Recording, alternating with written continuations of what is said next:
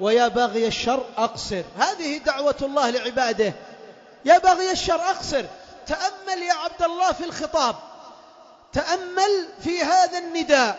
ويا باغي الشر لك النار؟ لا. يا باغي الشر عليك آثام؟ لا. خطاب رقيق، خطاب رقيق من ماذا؟ من هذا الملك الذي ينادي من ربه جل وعلا. يا باغي الشر أقصر.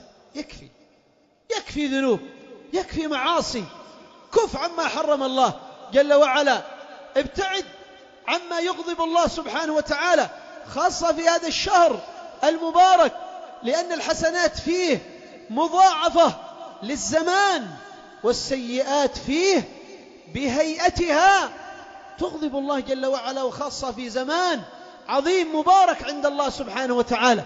فتأمل في هذا النداء من الملك: يا باغي الخير أقبل، ويا باغي الشر أقصر.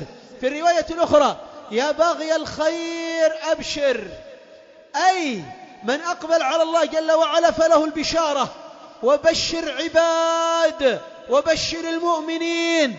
كم من بشارات في كتاب الله وفي سنة رسوله صلى الله عليه وسلم.